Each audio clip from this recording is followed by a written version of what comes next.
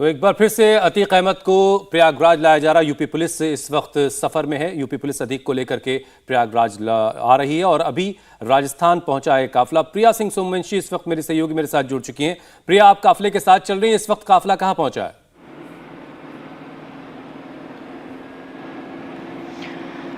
बिल्कुल हुसैन, मैं आपको बता दूं, ये जो आप सीधी तस्वीर देख पा रहे हैं, आप अगर थोड़ी आगे तक हम कैमरे की नजर से दिखा पाए तो दोनों जो प्रिजन वैन है वो आगे चल रही हैं। लगभग 700 किलोमीटर का जो सफर है साबरमती से लेकर शिवपुरी मध्य प्रदेश तक का तय किया जा चुका है। शिवपुरी मध्य प्रदेश में हम फिलहाल प्रवेश कर चुके हैं। इसके बाद मैं आपको बता दूं, रात को 1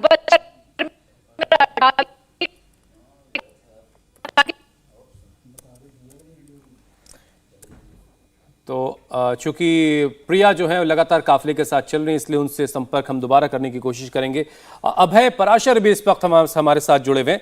अभय, आपने पिछली बार भी इस पूरे सफर को कवर किया था अतीक को जब लाया जा रहा था। एक बार फिर से आप उसी रास्ते पर हैं और आप झांसी में मौजूद हैं। कितनी देर में झांसी पहुंच जाएगा ये काफिला? देखिए, बिल्कुल अभी जहां पर प्रिया है वहां से तकरीबन 1 घंटा 20 मिनट लगेगा। 1 घंटा वो शिवपुरी के अंदर उन्होंने एंट्री की है, अतीक अहमद के काफिले ने एंट्री की है, पुलिस उसे लेकर आ रही है। और ये जो आप टोल प्लाजा देख रहे हैं हुसैन, ये उत्तर प्रदेश का पहला टोल प्लाजा पड़ता है, यानी कि एमपी से एंट्री करने के बाद इसी टोल से होते हुए यूपी में एंट्री होगी। ये टोल प्लाजा रक्षा टोल प्लाजा है और यहां से सीधा ये रास्ता जो है झांसी की तरफ जाएगा। और ये बताया जा रहा है कि तकरीबन 1 घंटा 20 मिनट में अतीक अहमद को लेकर पुलिस उत्तर प्रदेश के अंदर एंटर हो जाएगी। और एंटर होने के बाद अभी तक की जो जानकारी है, क्योंकि यहां पर सबसे पास में झांसी रिजर्व पुलिस लाइन है, पिछली बार भी हमने देखा था, क्योंकि उत्तर जो काफिला है वो कल से लगातार चल रहा है। ऐसे में सुबह थोड़ी देर के लिए आराम करने के लिए या फिर जो पुलिसकर्मी आ रहे हैं वो थोड़ा ब्रेक लेते हैं। और जो झांसी रिजर्व पुलिस लाइन है वहां पर तकरीबन एक घंटे के आसपास रुकने की उम्मीद है। पिछली बार भी यहीं पर एक स्टॉपेज जो है वो लिया था अतीक अहमद को लेकर जो पुलिस की टीम आई थी। तो 1 घंटे 20 मिनट में उत्तर प्रदेश के अंदर एंट्री हो जाएगी इस काफिले की। और उसके बाद झांसी में रुकने के बाद ये अतीक अहमद को लेकर पुलिस की टीम एक बार फिर से निकलेगी। और क्योंकि अब तक मध्य प्रदेश की पुलिस जो है वो साथ में सुरक्षा देते हुए आ रही है, और जैसे ही यूपी में एंट्री होगी, उत्तर प्रदेश में एंट्री होते ही उत्तर प्रदेश के अलग अलग जो इलाके आते जाएंगे उनकी कम से कम 2 जो थानों की जो गाड़ियां हैं वो भी इस काफिले को ज्वाइन करेंगी। और अगर हम झांसी से प्रयागराज तक की बात करें हुसैन, तो तकरीबन 10 घंटे का रास्ता है। 450 किलोमीटर के आसपास प्रयागराज की वो नैनी जेल है। अब अगर वो यहां पर 8 बजे के आसपास पहुंचते हैं, ठीक है। अब प्रिया भी हमारे साथ जुड़ी हुई है, एक बार प्रिया के रुक कर लेते हैं। प्रिया, शिवपुरी से आप जुड़े हुए हैं, तो क्या अभी वहां की अपडेट है? काफिला कहां तक पहुंचा है प्रिया?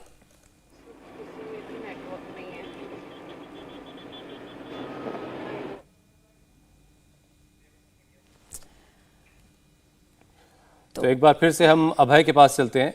अभय, ये वही रूट है जिस रूट से पिछली बार अतीक को यूपी के प्रयागराज लाया गया था, या इस बार कुछ रूट बदला गया है? साबरमती जेल से हिम्मतनगर गुजरात, उदयपुर राजस्थान, कोटा शिवपुरी होते हुए और फिर झांसी में यूपी में दाखिल होगी यूपी पुलिस, और फिर वहां से बांदा उत्तर प्रदेश होते हुए प्रयागराज पहुंच जाएगी। वही सेम रूट है या कुछ चेंज है इसमें? देखिए हुसैन, बिल्कुल ये वही सेम रूट है। जिस तरीके से साबरमती जेल से निकलने के बाद हिम्मतनगर होते हुए ये उदयपुर जो है ये काफिला पहुंचा था अतीक अहमद को लेकर, जो पुलिस का काफिला आ रहा है। और उदयपुर के बाद कोटा होते हुए जो बूंदी इलाका है वहां पर कुछ देर के लिए रुका था। और उसी रूट से शिवपुरी एमपी के बाद ये सीधा इस टोल प्लाजा को क्रॉस करके उत्तर प्रदेश में एंटर करेगा। और झांसी होते हुए, क्योंकि झांसी से हालांकि 2 रास्ते जाते हैं, एक कानपुर का जो रास्ता है वो जाता है, लेकिन वो उस रास्ते से बेहतर जो पिछली बार रास्ता लगा था बुंदेलखंड एक्सप्रेसवे, जो बांदा होते हुए सीधा चित्रकूट पहुंचता है और चित्रकूट के बाद प्रयागराज पहुंचता है। 10 घंटे के आसपास का ये सफर है। उम्मीद ये की जा सकती है कि जिस तरीके से काफिला लगातार बढ़ रहा है, तो अगर ये झांसी में 1 घंटे के आसपास रुकते भी हैं तो आज दोपहर तक उम्मीद है कि नैनी जेल के अंदर पहुंचा दिया जाएगा, क्योंकि रास्ते में 1-2 जगह कभी डीजल भरवाने के लिए, और जिस तरीके से जो आदेश है कि 400 किलोमीटर के बाद एक फिटनेस टेस्ट होता है, लेकिन यहां से तकरीबन 450 किलोमीटर के आसपास ही अब ये रास्ता बचेगा झांसी से।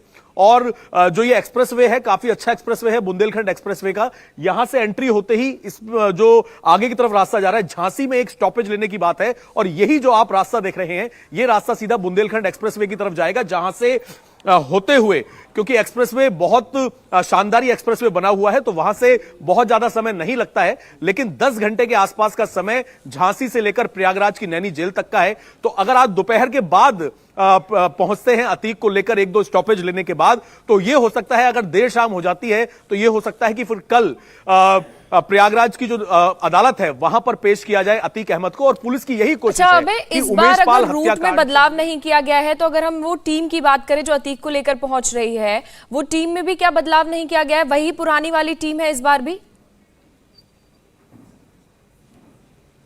देखिए, ज्यादातर वही टीम है जो ऑफिसर प्रयागराज से गए हैं और जो सुरक्षा में है उनमें कुछ चेंजेस हो सकते हैं, लेकिन जो टीम पहुंची थी साबरमती जेल, ज्यादातर वही पुलिसकर्मी थे जो पिछली बार अतीक अहमद को वहां पर छोड़ने या फिर लेने आए थे। इस बार उनके जो वर्दी है उस पर एक बॉडी कैम। एक मिनट के लिए आपको रोक रहा हूं। प्रिया एक बार फिर से कनेक्ट हो गई हैं। प्रिया, जब से ये सफर शुरू हुआ है तब से अब तक की कोई खास बात जो आप बताना चाहें?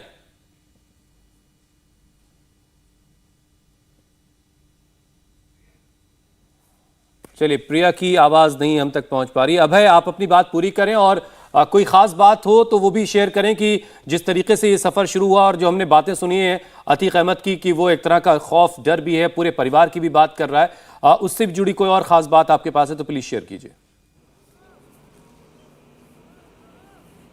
देखिए, बिल्कुल हुसैन, रास्ता तो वही है और जो पुलिस की टीम है, जो कि सवाल था, पुलिस की टीम भी ज्यादातर वही ऑफिसर्स हैं जो लेकर आ रहे हैं। इस बार जो वैन है जिसमें अतीक अहमद को लेकर आया जा रहा है उसमें कुछ खास तौर के सुरक्षा के इंतजाम किए गए हैं। काफी इलेक्ट्रॉनिक ऐसी चीजें हैं जो कि उस तरीके से सुरक्षा और ज्यादा बढ़ा देती हैं। इसके साथ अगर हम बात करें, अतीक अहमद ने जिस तरीके से इस रास्ते में, इस सफर में, जैसे ही वो साबरमती जेल से निकला था तब भी रास्ते में जब मीडिया ने उससे सवाल किया था तो उसने ये कहा था कि वीडियो कॉन्फ्रेंसिंग के जरिए भी उससे सवाल जवाब किए जा सकते थे, लेकिन उसे मारना चाहते हैं। ये उसने दोबारा से एक डर जो है वो कहीं ना कहीं अतीक अहमद के चेहरे पर दिख रहा था, जैसा कि पिछली बार दिख रहा था, और उसने फिर दोबारा से अपने परिवार को लेकर बात की। लेकिन बड़ा सवाल यही है कि अतीक अहमद की जो पत्नी है शाइस्ता परवीन और असद सीसीटीवी फुटेज में सामने आया है। एक फोन कॉल की भी बात निकलकर सामने आई है कि जैसे ही अतीक अहमद सीसीटीवी फुटेज में, जो अतीक अहमद का बेटा है असद, वो जब सीसीटीवी कैमरे में दिखा तो शाइस्ता परवीन ने एक कॉल किया था साबरमती जेल में। साबरमती जेल में फोन करके अतीक अहमद को यह कहा था कि यह बहुत गलत हो गया है, असद का चेहरा सामने नहीं आना चाहिए था। लेकिन उसके बाद अतीक अहमद ने, जो पुलिस के सूत्र हैं वो ये बता रहे हैं, अतीक अहमद ने शाइस्ता परवीन से कहा था कि जो हुआ ठीक हुआ, असद शेर का बेटा है। इस तरीके की बातें थी जो कि पुलिस की जांच में आ रही हैं। लेकिन अब एक डर जो है वो सता रहा है अगर हम बात करें अतीक अहमद को। लेकिन सुरक्षा जिस तरीके से पूरी है उससे यही लगता है कि उसको लेकर आज शाम तक पहुंच जाएंगे जो नैनी जेल है, उसके बाद कोर्ट में पेश किया जाएगा। सवाल बहुत सारे हैं और ये पुलिस की लगातार कोशिश रहेगी कि कई दिन की पुलिस कस्टडी जो है वो अतीक अहमद की मिल सके, क्योंकि उसकी पत्नी फरार है। अबे, आप नजर बनाकर रखें, शिवपुरी पहुंच चुका है काफिला और वहां से झांसी का जो फासला है वो करीब 96 किलोमीटर का है और झांसी से प्रयागराज का जो फासला है वो 417 किलोमीटर के करीब बैठता है। मतलब ये कि आज दोपहर के बाद शाम तक अगर बीच में से इस काफिले को रोका भी जाता है कुछ जरूरतों के लिए तो उसके बाद शाम तक ये काफिला प्रयागराज पहुंच जाएगा। अभय, आप नजर बनाकर रखें, आपके पास हम दोबारा अपडेट के लिए लौटेंगे। बहुत बहुत शुक्रिया। इंडिया टीवी हर वक्त हर जगह डाउनलोड करने के लिए सर्च करें India TV news Google play store या ऐप स्टोर पर।